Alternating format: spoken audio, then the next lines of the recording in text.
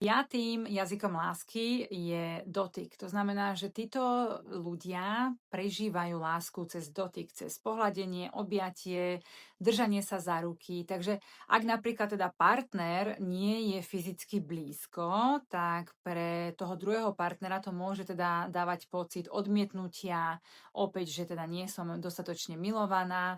Taktiež si môžete všimnúť, že deti s týmto jazykom lásky sa veľmi často radi túlia a potrebujú fyzickú blízkosť. Pri ľuďoch, ktorých jazykom lásky je dotyk, je naozaj dôležité to tzv. Fyzické teplo. Čiže ako vlastne môžeme tomuto človeku preukázať lásku? Môže byť jednoduché pohľadenie, len také spontánne, alebo teda ráno objať toho človeka hneď ako vstanete, alebo je to teda pusa pri odchode alebo návrate domov, alebo si vlastne k tomu človeku sadnem bližšie. Takže oni naozaj potrebujú mať ten fyzický pocit.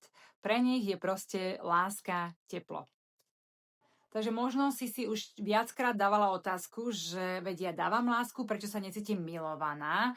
A odpoveď vlastne môže byť oveľa jednoduchšia, ako si myslíš, pretože každý z nás má iný ten jazyk lásky. Pre niekoho sú to slová, pre niekoho skutky, pre niekoho čas, pre iného je to pomoc, alebo vlastne pre niekoho sú to symboly.